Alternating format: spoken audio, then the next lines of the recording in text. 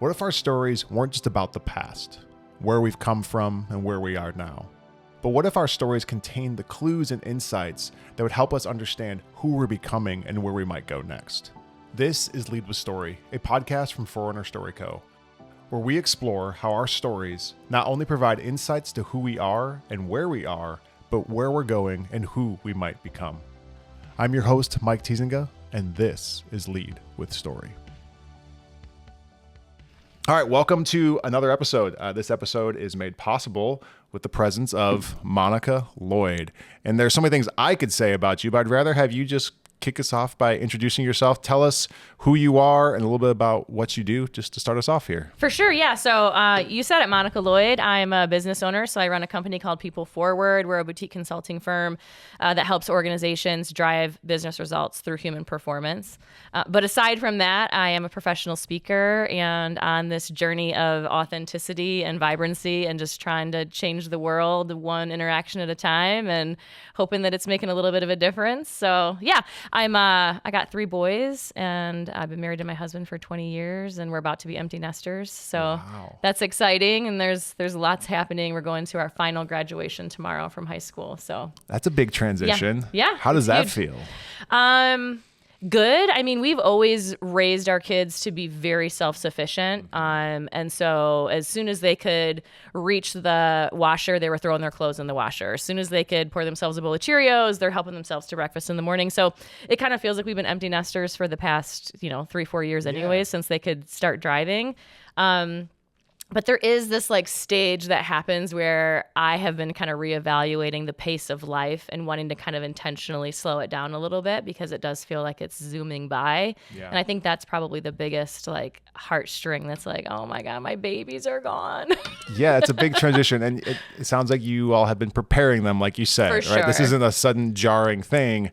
But now it's the runway's been long, but they're taking flight. Yeah, and they're doing so good. I'm just so proud of them. That's exciting. It's cool. That's exciting. Well, let's get back to some of what you do. Tell me just in whatever length you would like, your career journey that has brought you to where you are and what you're doing now. Yeah, okay. So I tend to be not a very deep person by nature. So if I skim over some stuff, you can always ask more questions about it. So I'll start in school because this is kind of meaningful for me. I was never a great studier. School always came really easy to me. So when I went to college to be an art teacher. I actually got a varsity letter in art. I'm not even sure if you knew that you could get a varsity letter in art. Were you competing? No, I just took so many art classes that it showed a level of expertise and engagement that I got a little varsity letter and a pin in high school. Anyways, went to school to be an art teacher, did not like people grading my art, dropped out of school. Decided what sort of industry could I get into where you can move up in an organization just really through impact and experience. So I got into the credit union world and bopped around there. I was a teller for 3 weeks and then I got promoted to be a corporate trainer. So I led all of their onboarding and then I went into branch leadership and led a really successful branch. Then we went through a true merger between 2 organizations, coming together, creating a brand new brand, and that's when I actually joined HR from the business partner side. So I figured out I love HR. Went back, got my degree in HR. I've been in HR ever since.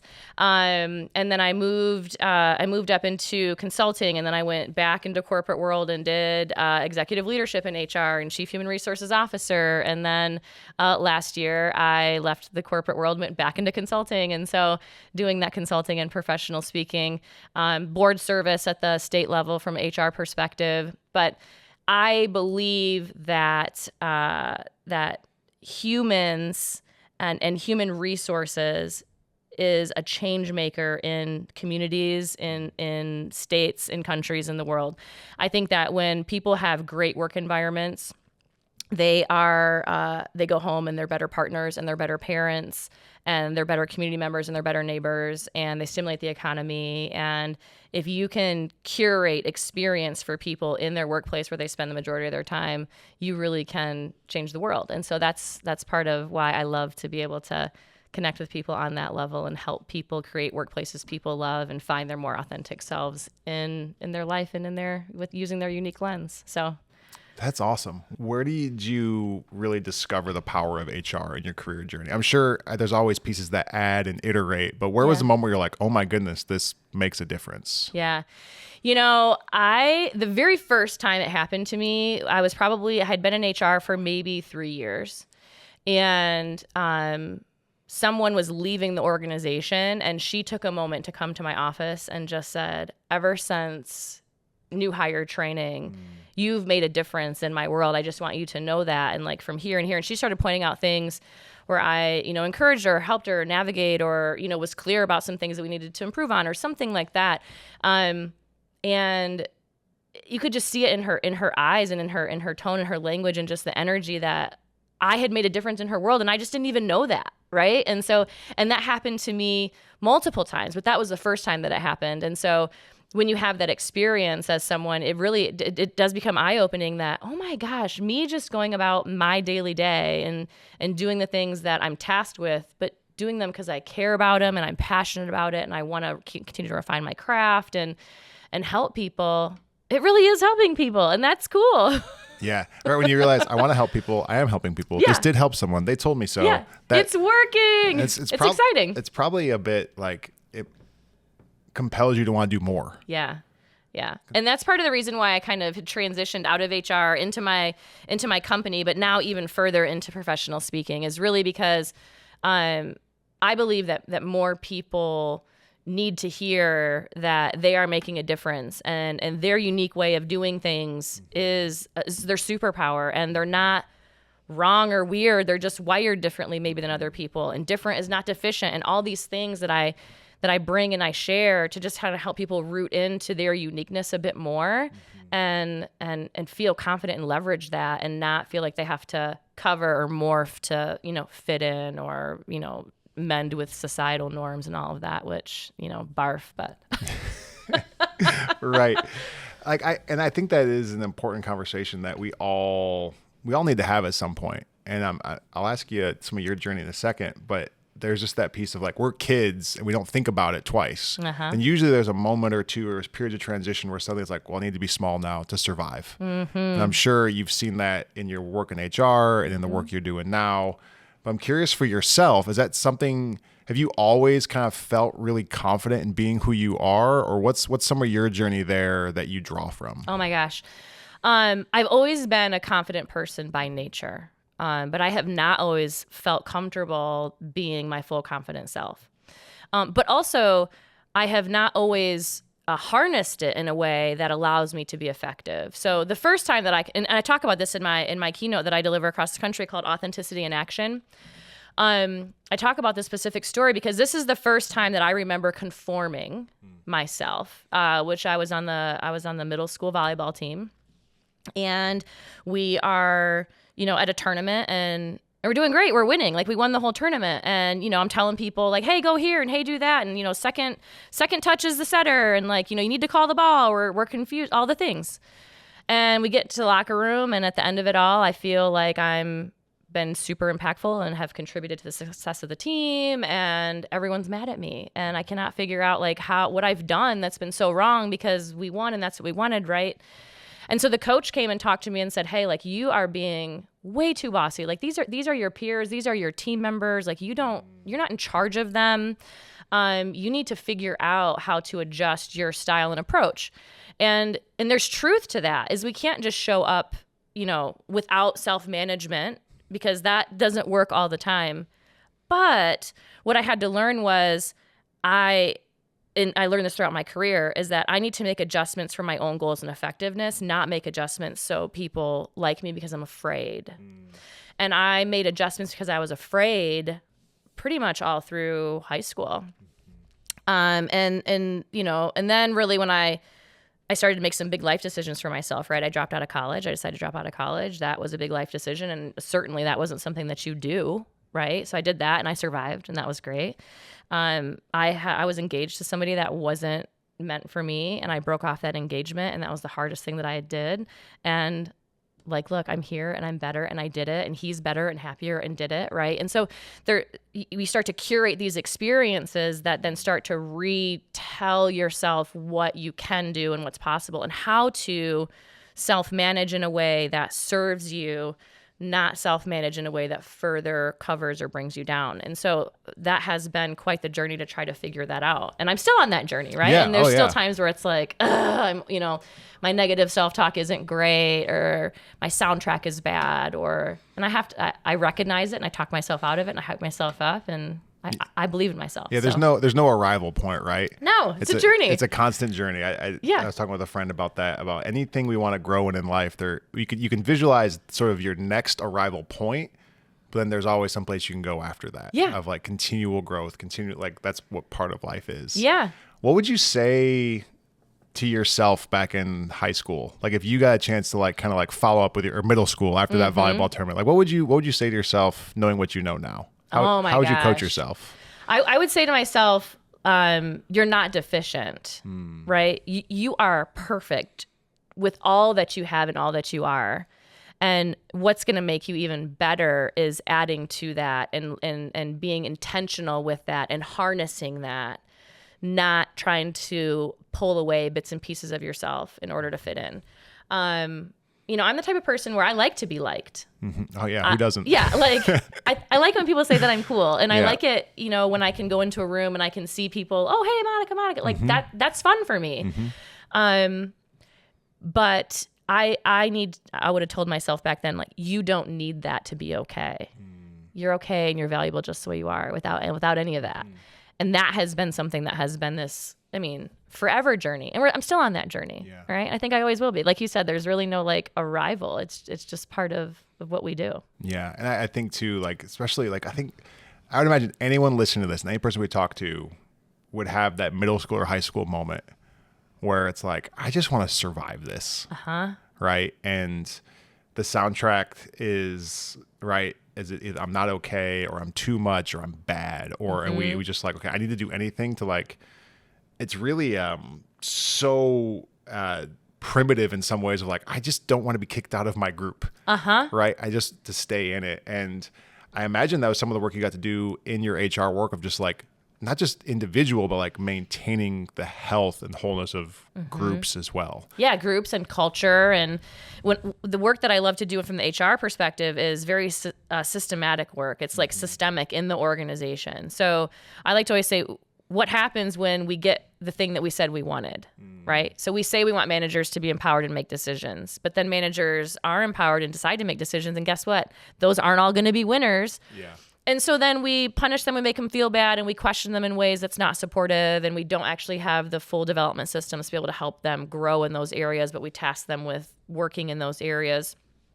And so when we really start to step back and kind of evaluate, okay, like, how do we want this to go? And how do we want our people to feel in this process? And how do we want to protect them in this, and making sure that they don't feel othered and that they still feel like they're welcomed and needed and valued and also required to grow and develop. But finding that balance is so important, and it takes intention.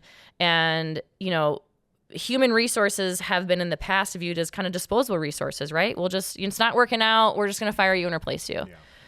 And number one, that's a crappy way to approach dealing with people who have livelihood and families and, individual selves, that they want to make sure that they are also doing a good job. But it's bad for business. It's bad for business from so many ways. So helping people design systems in that way is something that I love to do. What are the ways that you have helped people develop the systems and the cultures that provide safety nets for failure? Because growth doesn't come without mistakes. That's how we learn. So, and that's really what it is like, oh, we empowered these managers. Shoot, they made a mistake. So it's like probably a ton of negative reinforcement. And it's like, actually, that doesn't actually encourage continued growth and continued effort, continued trying. So how have you, what does that look like? Yeah. So we talk about it. We talk about it across the whole organization about what this looks like, right? And I always like to say, when there's forward progress, there's wake behind you. And so if you really want people to grow and develop, you have to be able to manage and hold that wake in a very safe and intentional space. So So first of all, talking about it. This is what we're going to do. And they're not all going to be winners, and you're going to make mistakes. And when you do make mistakes, we're going to talk about them because they need to be learning opportunities. But then having a very clear outline for how we handle these thought processes as we're trying to develop them, as we're trying to right set things. And also help people understand that, look, this is a growing environment, and it doesn't mean that over time you don't get to grow or have to grow. And so there's sometimes where it just doesn't work out, right? And when it doesn't work out, that's tough too, but it should never be a surprise. And we want to make sure that we've given people plenty of chance and opportunity. But clarity is really the key when it comes to that. Clarity in all things, I think, is so many times organizations and executive leaders and, higher level leaders say this is what they want, but they don't actually, it's not actually what they want. They're not able to articulate it enough out of their own brain. And usually it's because of how executives are wired. They're wired for big picture. They're wired for risk. They're wired for strategy, which is really trying to read the crystal ball with limited information and being okay with that. And so when you think about how great executives are wired to be able to be great executives, sometimes they're not great at drilling down into the level of detail and framework that is necessary for people in the lower level leadership positions to be able to grasp onto, to understand what it takes to grow and develop. And so it can get tricky. And so bridging that gap is something that I get into also. Remind me of your keynote title. Authenticity in action. Yeah. It's harnessing your unique lens to transform your world and work. So talk to me, I'm curious, right? Because you talk about bridging that gap. Yeah. So say you're obviously when you're doing public speaking, you're speaking to a room, but I imagine you try to find that one you're speaking to in some level. Like, who have you found are the people that have generally like responded to that? Are they the executives? Are they sort of the people who are new in the workplace? Maybe a bit of both. I'm curious. I'm kind of just curious, like, what has it looked like to bridge that gap from the highly strategic, big visionary to the I'm new here and I'm trying to survive. Yeah. Well, I think the thing that we fail to remember is that sometimes, especially in the workforce today, is that executives are also new here and trying to survive. Okay, write that down. Yeah. So whether you are actually a new employee, new in the workforce, or you are new to the boardroom, everyone is just figuring it out, right? And I say that about my parents too. Is I feel like my parents know how to do life all the way until they're no longer in life, right? But they are figuring out today, just like I'm figuring out today. They haven't done today yet. Yep. And so I think that that's really interesting when you say who resonates with it, executives or people who are new to the workforce. I think that regardless, people, no matter your title, your level, your income, your age, are still wrestling with their inner child, right? With those formative experiences, with how their parents talked to them or didn't talk to them, how their teachers coached them and taught them or didn't, and their friend groups. And we're all just big bundles of insecurities and preferences and skills, and we're trying to do a good job. And I don't think anyone wakes up and says, I want to do a crappy job today and make my manager mad and cost the company money, right? So I think it speaks to everybody. But if I had to kind of hone it in a little bit more, I would say it is for the person who has achieved a certain level of success by being slightly less of themselves and wanting to kind of get back more to their center. I heard someone say on a different podcast I listened to, they mentioned that humans are the only creature that can live beneath their intention. Say more about that. They were talking about how there's never been a beaver that existed that didn't do what beavers do. There's never been a zebra, a lion, a tree, a flower. They all do what they're meant to do, but humans have the potential to live beneath who they actually are. Interesting. And I was like, oh man, that is profound. And we can actively choose to do it because for a number of reasons that are probably way beyond what I could begin to articulate. But I thought that was fascinating. And I appreciate what you shared too of they're all people. These are all people. And regardless of where they are, you said we've never done today before. My wife and I say, we've never been here before. We need to allow ourselves the grace for, okay, we may have seen situations similar to this, but even if that's the case, we're still iterating in a way that we've never been here in this exact place, never done this before. Yeah. And I think that can just allow such it just gives people a break a little bit of like, okay, wait. And I think, it's easy to, I think, other those who are in different roles or different levels than we are, which you spoke to that, like not wanting to other people, because it's like, well, if they were in my shoes, it's like, in probably more ways than we realize they are in our shoes, trying to just figure out today and not blow it. Yeah, exactly. Which is a lot of pressure. It's a lot of pressure. Yeah. When was the moment that you realized you had a talk you wanted to give? Oh my gosh. So the very first talk that I gave, let me think back even further. Yeah. What would have been in high school as a scholar athlete, right? In front of all the athletes, whatever, you do it once a year, you'd have your, what do they call it? Like a banquet or something. Yeah, like everyone would get awards, together. Yeah. Right. And I always wanted to be the one to speak for the team. And part of it is because I'm unafraid to speak in front of folks. But I want to share of myself to people, right? And I want to energize people, and I've always been pretty okay at coming with some energy and like seeing it in the audience, right? And that feels really cool and exciting. The first time I formalized a talk was, 2011. I did a talk essentially that said, I'm not weird, I'm wired this way. And it was really digging into the behavioral science behind how people behave the way that they do. And it's using a tool that I use now, even with my clients, because I love it so much. And it really unlocks this level of self-awareness that's easy to understand, but also palatable, and you can use it to help you achieve your goals, to self-manage more effectively, to be a better leader, to hire better, all the things. But when I first saw my results in that space, there was this bit of an epiphany that said, oh my gosh, my superpowers are also my greatest weaknesses, right? And so one of my superpowers is going in and taking direction and making things happen, right? And captaining the ship and getting everyone together.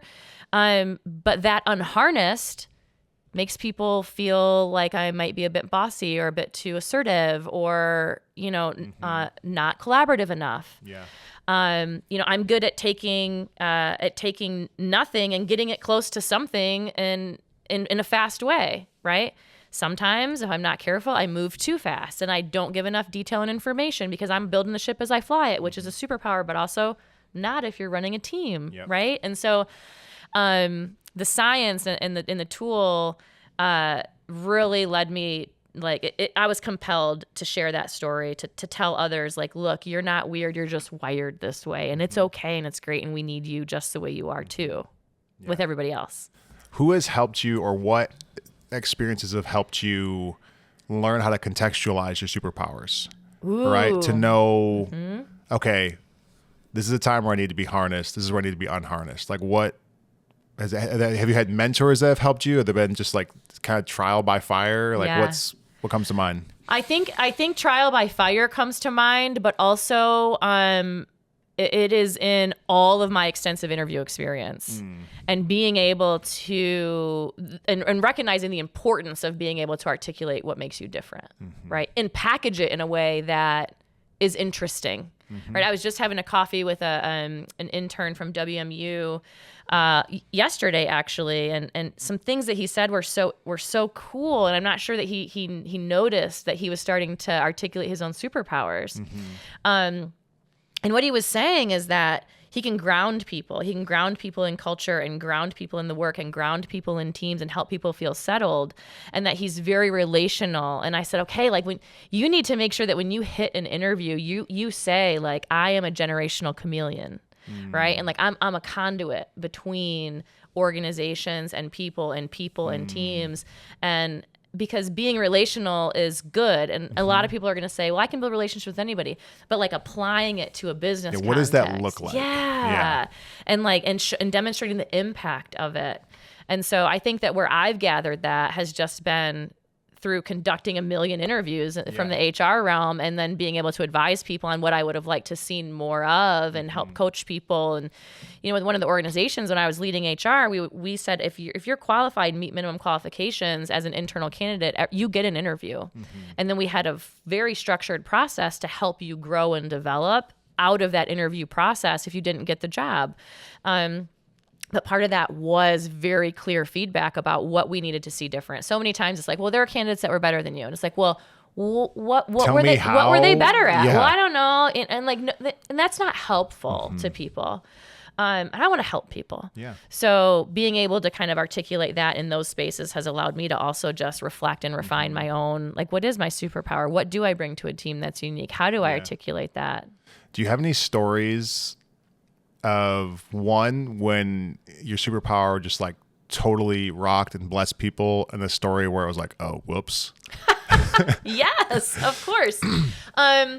So I think that the stories are in every day. I mean, I honestly don't have one that stands all the way out, but being someone who is very comfortable taking charge, it happens all the time. I'll give you the smallest example. Great, yeah. Okay, this happened just a few months ago. It was my birthday, and the candles.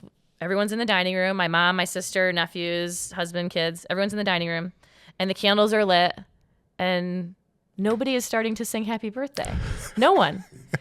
And what I realized is I'm always the one that starts happy birthday. Yep. Always the one who starts happy birthday, right? And so no one knew what to do because in all the years, I've always been the one that started it, right? And so like that's just kind of the thing is like I just keep things moving. Like this just needs to happen. Yep. And so that in a work context, like you see it, you do it. Like I run towards the fire. I'm not afraid of challenges. I love complex problems. I love rallying a team. I love taking risks. I'm comfortable owning my own stuff. And so it applies in the workplace. But then also there's times in the workplace or even outside of the workplace where it comes like, why did you do that? No, you didn't tell anybody you were doing it. Okay, here's another very small example of where it bit me in the behind is I was going to just go my own direction. And part of my superpower is just exploring and being comfortable on my own. And I got locked in a stairwell in a hotel. Because I was like, you guys, you suckers are all taking the elevator. Like, I'm going to go on a little adventure. I'm just going to like explore and see what's what, right? Yeah. And I got locked in a stairwell and I couldn't get out. And I had to call my group of people that I was with and try to describe to them what stairwell I was in this giant hotel. Yeah, because you have no frame of reference. It's just a stairwell. Yeah, it's like C, floor 3. Like, this is where I am. So so that level of adventure and comfort in the unknown it serves you, and taking control serves you. But then in other spaces, it's like you're stuck in a stairwell. Like, yeah, right? And so, I mean, I know that those aren't like major stories, but they do sort of kind of... They're good examples. They're little micro stories of like, oh, this is what this can look like. Sometimes you're stuck in a stairwell and you're like, oh, shoot. Yeah. So the proverbial stairwell. Yeah, I'm stuck in the proverbial stairwell. What are some of the superpowers that maybe enhance your own? Like, who do you like to have around you in an ideal situation that really feed off, support you, allow you to just run in your lane? Yeah. So the people that I love to have around the most are oftentimes the people that are most difficult for me to work with, but they're the most valuable yin to my yang, right? Stabilizers for sure. People who slow it down. And, I kind of view it like, when I used to play basketball is when you go down the court and it's high stakes and you're getting close to the end of the game and you have to score a couple of points, the coach says, slow it down, right? Because when you slow it down, you can see it better, you can plan better, you can execute better. I don't really have a slow down mechanism naturally. I'm gonna get it done. Take it to the hoop. I'm gonna get going. Yeah. Like we'll just drive in and see what happens every time, right? And we're gonna win sometimes, and sometimes we're not. We're gonna learn from it. It's gonna be fine. Yep. So people who slow me down and stabilize me by asking really good questions, by helping me see it play out in a bit more of a built out sort of way. But then also the folks that are much more detailed than me. I have 1,000 ideas a day. Driving here late to this meeting, I called my husband. I said, I have a great idea. Do you want to hear it? he's like, sure, can you say it fast? I have 1 minute. And he knew I could say it fast because I'm fast anyways, right? And I have 1,000 ideas every day. And some of them I think are pretty great. And I just the folks that can sit there and take an idea and like let it blossom, they're fantastic. So that's why I love consulting, because I can bring forth the ideas, I can provide the framework, and then in the organization, it really then they kind of take it forward with some direction. Yeah, here's a whole bunch of ideas. Which one of these makes most sense for you? I'll give you a menu, and then you can pick. Yeah, and here's how it's going to impact what you've said you need and what you want, and what makes the most sense. And then like let's check in and let's connect and see how we're going. But you get to take that through to fruition. I am like a turnaround expert. I love 40 to 65 or 70. Sure. I like other people to go 80 to 100. Yeah. That's like, you can maximize that all day long, not me. I want to get started on something different. Yeah, that's good. That's good. What is, like kind of going back in your story, have you always just been like really confident, self-assured? Like, is that like, where does that come from? Is that just like your parents really like just reinforce and encourage that? Like what, I'm just curious, like, what sparked it? Yeah. So in the behavioral science that I use and that I do a lot of work with, what I learned is that part of how I'm wired is internal confidence. There's one drive that we measure within people, that says these people, how they are wired, get their confidence internally. You can't really do anything external to motivate them. It comes internally. I'm one of those people. Yeah. And good thing, because I was much different than my family growing up, right? I was kind of the black sheep. And, it was always a bit of, well, Monica just calls a spade, and like, Monica just, stop being mean, Monica, and, just say whatever you want. Why don't you? And like, and so that's kind of always how it's been is, I was the person who would show up extremely confident, and without that natural internal confidence, I don't think that I would have necessarily carried it through because of how I was responded to, because I'm wired so much different than my family, which I now know based on behavioral science. But it's also served me, right? And I think that I have seen my confidence produce good things in my life. And so it has been a reinforcement to just continue on with that. Now, there's also a refinement that's required for sure, right? And a respect for other confident people, right? And so that's something that I had to learn is you put two similar Monicas in a room, right? You get someone else wired closely to Monica who is behaving with that same kind of energy and drive and captaining. And it's like, I don't know I don't like this. Who's in charge here? I'm supposed to be that person, right? And so, but learning how to deal with that too. So usually people who are wired just like me take a little bit more energy and effort, and then people who are wired complete opposite me take a little bit more energy and effort. But those kind of like adjacent ones, those are the ones where it's like, oh, we're cooking. This is cool. So is one of the benefits of being internally motivated that it's hard to be dissuaded? Like you mentioned, obviously, the story from middle school when you began to conform, and I think every human wrestles with that. But does it take a lot to squash your confidence then? Oh, yeah. 100%. Yeah. It takes so much to squash my confidence. And also, I'll say, like, from a motivation perspective, like, confidence and motivation are two completely different things. And I go through, like, ebbs and flows of, like, I'm going to go ahead and slay this whole dragon today before my coffee. And other times where it's like, I barely got my coffee and it's 3 p.m. Like I'm having a hard time getting it going today. But I've also had to recognize that that's okay. And that's part of how I roll. And I don't need to be shamed or judged by that. But as far from a confidence perspective, nothing can stifle my confidence. Like I get sad sometimes because things didn't work out the way that I wanted them to. But I mean, I hype myself up. Yeah. I talk to myself every day. Like, you like yourself. I love myself. Yeah, I really do. And I tell people, part of what makes your life meaningful are the relationships that you have with folks. And my favorite relationship is the one with myself. I really do enjoy my company. Yeah, I like me. I like me doing things just me. And I don't know if that feels like maybe I have a split personality, right? But it's cool, and I think that level of like self-assuredness and really not needing anybody,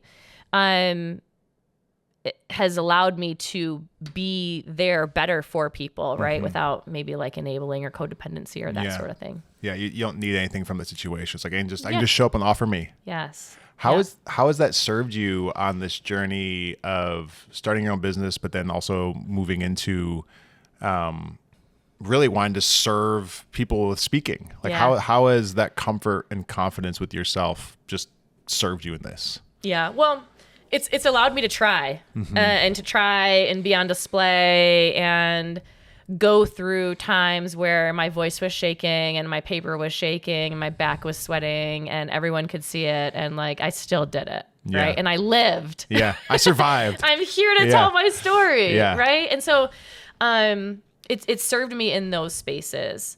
I think that, when I get up on a stage and people can see that you can be flawed and scared and nervous and uncertain and still be bold and successful and happy. Yeah. It kind of gives people permission to like take themselves a little bit less serious or cut themselves some slack, right? Stop being so hard on yourself. Yeah.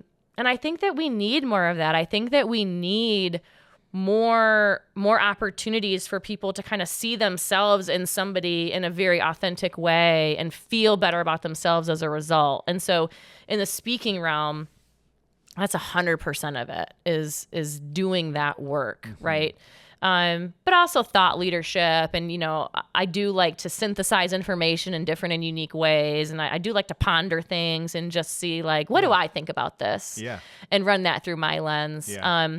But then from the consulting side in my People Forward business, this is really going in and working with executive teams and creating alignment in the organization and asking enough questions to be able to confidently present plans and ideas, right?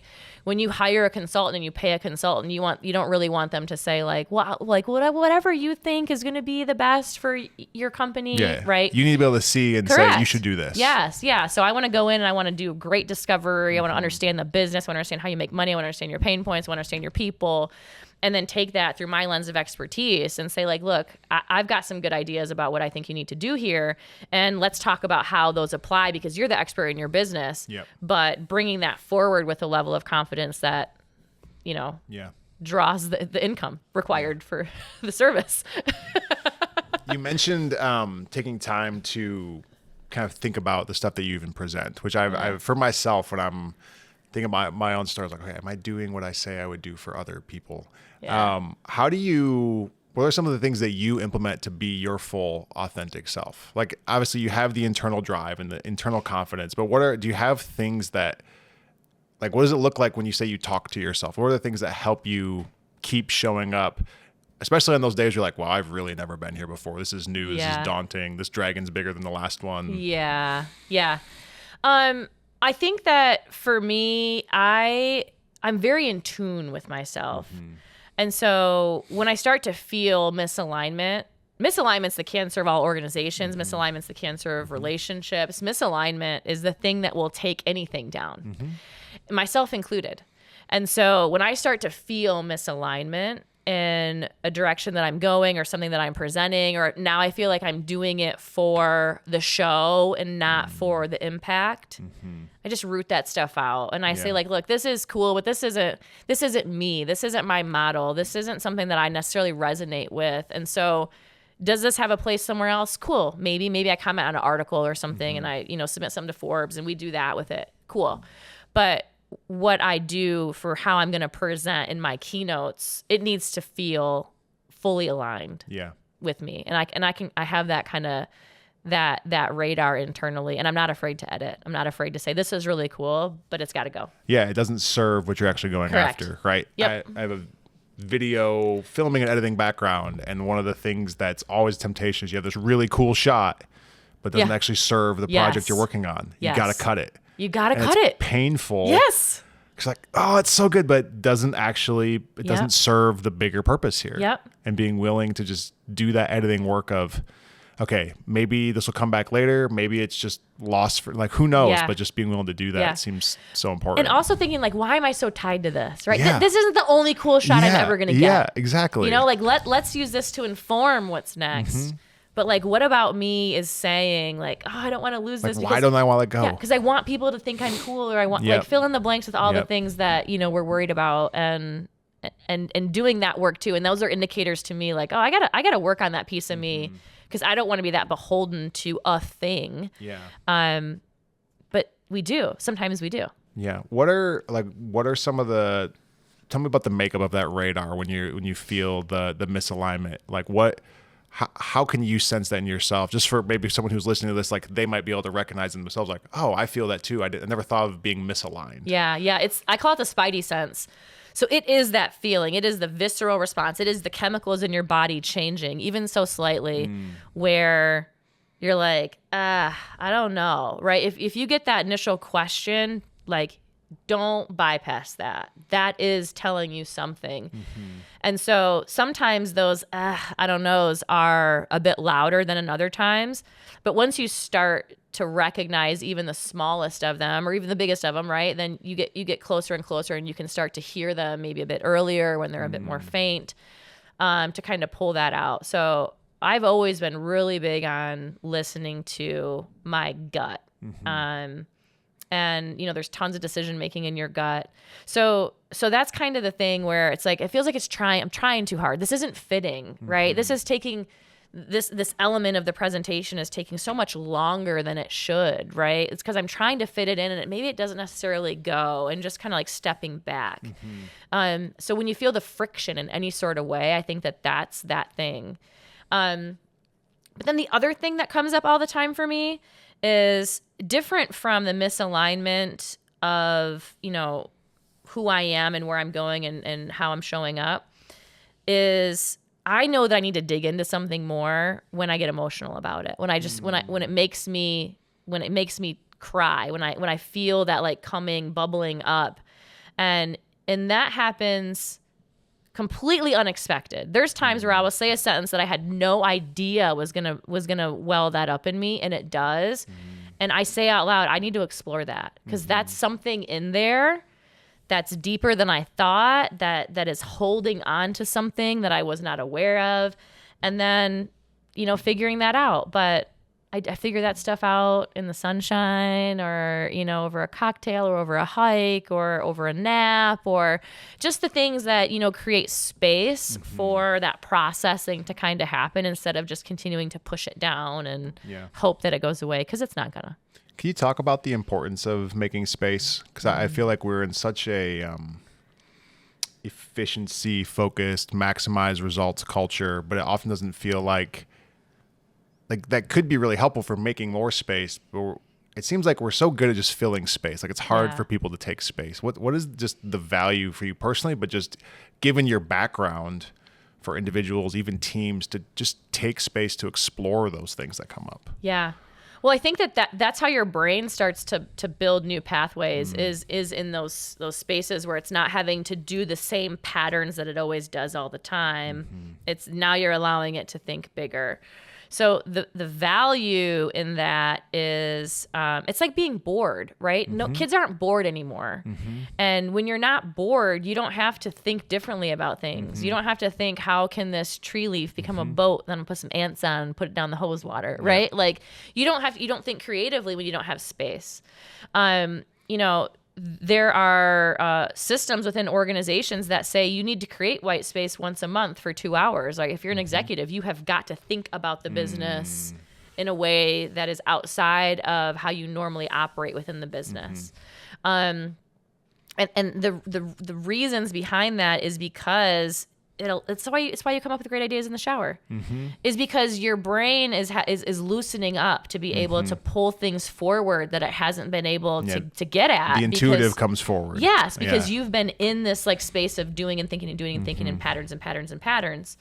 And so when you can kind of step away and be okay stepping away, and recognize that there is value and productivity in stepping away, different kind of value and productivity, but still value and productivity in stepping away, then you start to require it of your teams and of your leaders. And you start to say, look, I mean, this is one thing that I did when my team at the credit union. I said, hey, every week I want you to spend an hour at work on something that's not your work, whatever you want it to be. I don't care.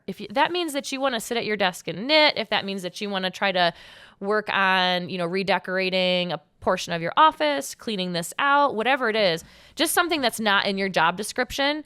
But I want you to take the time to do that, because what happens is those folks then come back to their desk with a new idea, or with a different way of doing things, or with a cool perspective or energy that they didn't have before. And that is valuable. You can't pay and manufacture that, right? So it would seem like in that space too, right? You talk about giving our minds space, but it would be a subconscious place to let our guard down for us to be our more authentic selves. Yeah. Because that's, where the dreams, the ideas, the possibilities come from. But it lets the guard down for those new things to come forth, which is just one of the many benefits, I think, of being our authentic selves, taking that space. We talked a little bit about, the personal value and even like the organizational value to people being able to show up as themselves and being healthily aligned together, having space for growth. Let's go like crazy big picture. Like what impact do you really think that some of the stuff you're talking about could have, like, culturally? Like what could that impact look like if, like, say a whole town embraced embracing themselves and going on a journey of being their authentic selves? Yeah. Well, I think when you ask that question, the question behind that is, what happens if everybody feels like they belong? Yeah. Right? And when everyone feels like they belong, they're more productive. They're more willing to help. There's less interpersonal risk that makes them afraid to do things or not say the thing or not step in or offer perspective, which can be valuable in the grander output that we're trying to come together with. So I think that the output increases with whatever it is, right? Whatever the output mechanism is that you're looking at, it increases significantly when people feel like they are a part of it. And that is belonging. And so when people can show up in their most authentic way. Now, here's the thing about authenticity, though, is it doesn't mean that you get to be a jerk. Right. And it doesn't mean that you show up the exact same in every situation, right? And it doesn't mean that it's easy. It doesn't mean that you can just, like, be all loosey-goosey with yourself, because that's just not it.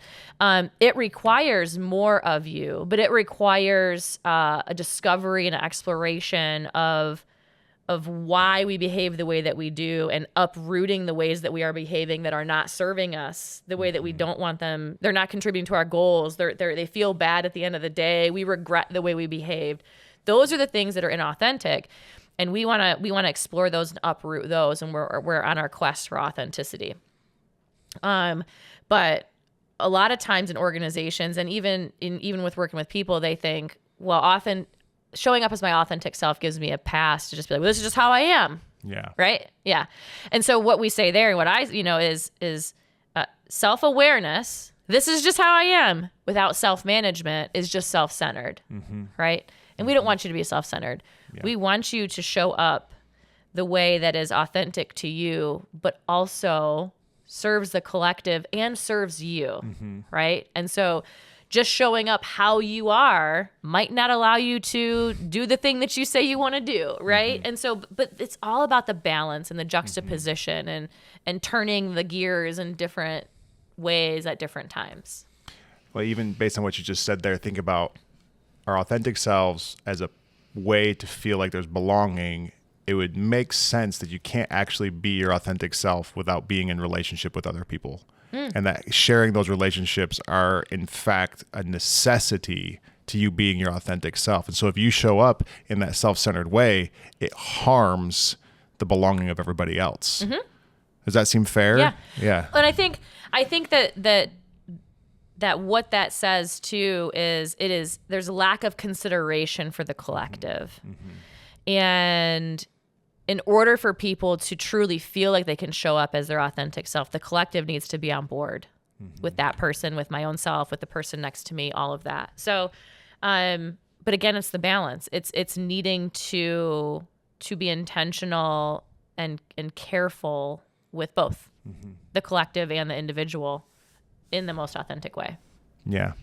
So I love imagining a world where people feel like they could belong. Yeah. Is that sort of like when you, obviously you don't lack the confidence, right? But what, like when you imagine like the vision of like what like the next, however long you do this looks like what do you hope your wake, referencing what you said earlier, what do you hope that wake looks like?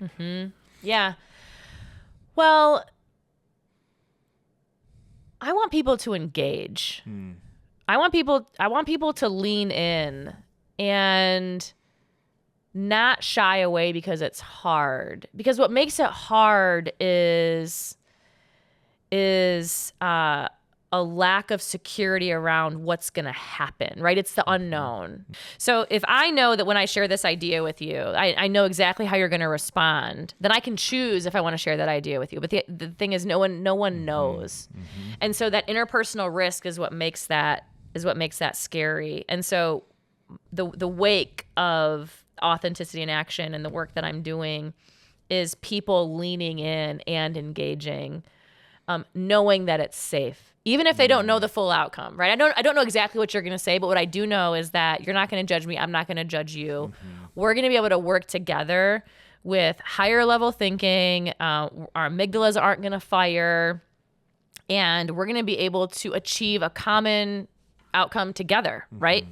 That's what I see, is more people leaning in with, I would say with confidence, but also without confidence, still leaning in and building that confidence because they're recognizing that it's okay and that they survived, right? And that their hands were shaking and their voice was shaking, their paper was shaking, their back was sweating, and they did the thing and it worked out. And so we're going to do it again. It is scary, right? We talk about just the pressures we feel to conform, to fit in, to not rock the boat. At the same time, we feel that tension of like, but something's got to change. Yeah. And nothing changes if you don't change. Exactly. And being willing to be like, it's always scariest to go first. Because you're first contact, you're the first person to find out the pool's freezing cold. Yeah. But you also might be the first person to discover something amazing and to find out the pool's perfect. So jump on in. Have you found like an ingredient's not the right phrase, but like what helps people just like catch the vision of like, I'm willing to go first, even if this goes poorly? Yeah. There's actually a law behind it. I'm pretty sure it's called the law of diffusion, but I'm not 100% sure. But it's essentially the early adopters, right? And then the critical mass, and then the laggards. But you can see it happen. Think about at the wedding, and there's the dance floor, and the DJ turns on, and now everyone can come and dance. No one goes until the first 2 people go that turn into 4 people that turn into 6 people, and now it's everybody. Yep. Right? Same thing at the buffet, right? You're at the conference and it's lunchtime, and they say, okay, the lunch bar's open.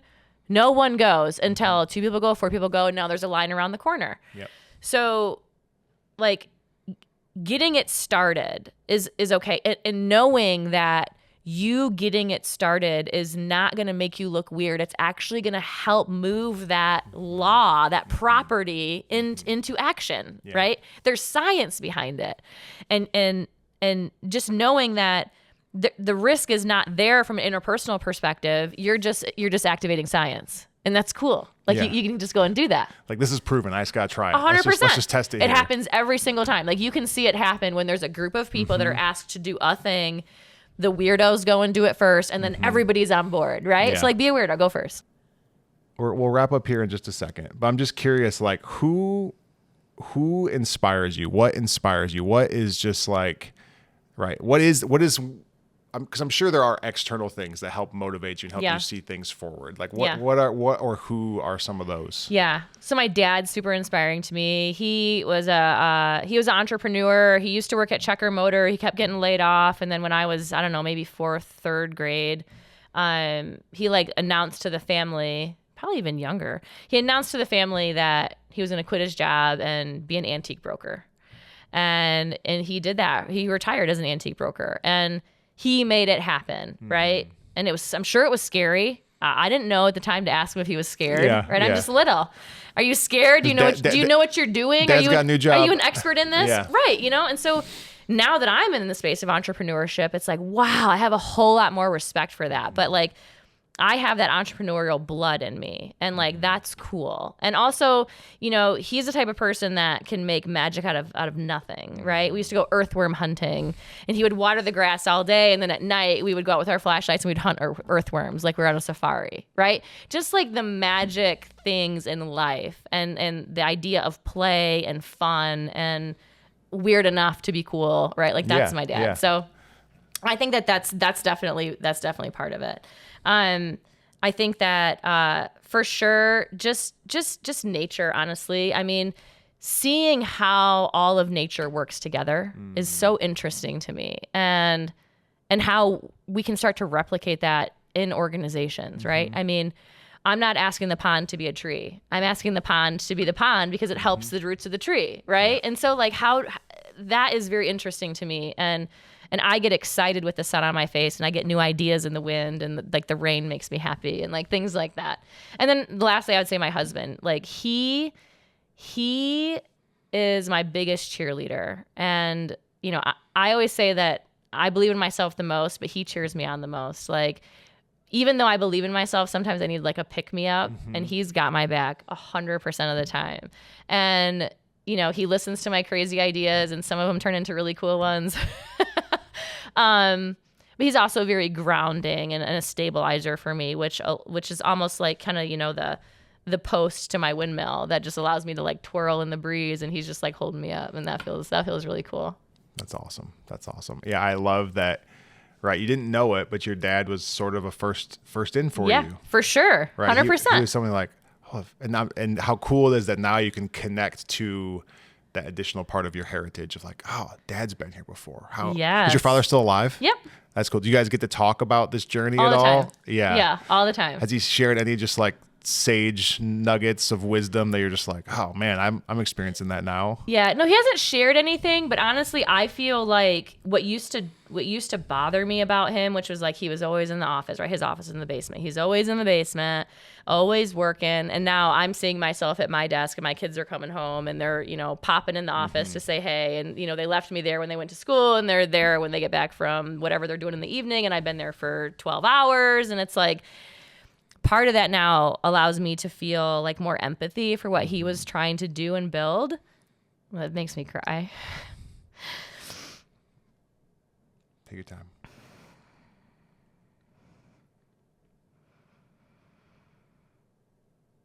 It gives me more empathy for what he was trying to do and build, and I wish that I appreciated it more when I was a kid, because I think sometimes you don't really realize how hard your parents are trying for you.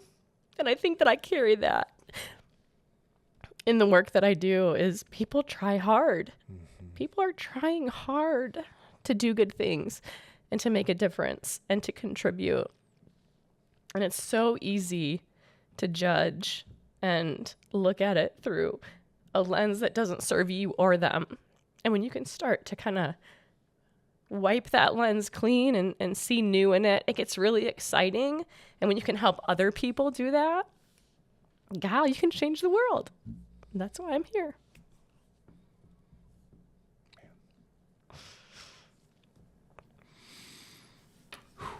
Thank you. What a way to end. I think we will wrap it right there. Cool. Monica, if people are interested in working with you or just hearing more about what you have, how can they get a hold of you? Yeah, totally. So I've got two websites, themonicaloyd.com and peopleforward.us. And so my contact information's on there. And I'd love to be able to continue to share my story inside organizations and help organizations do this super important work. So, well, thank you for sharing some of that here, and excited to see what comes next. Thank you. I appreciate it. It was a good time. All right. We are all on our own journey, and our stories help us understand where we've been, where we are, and where we're headed. Your story is uniquely valuable because there is no one else like you.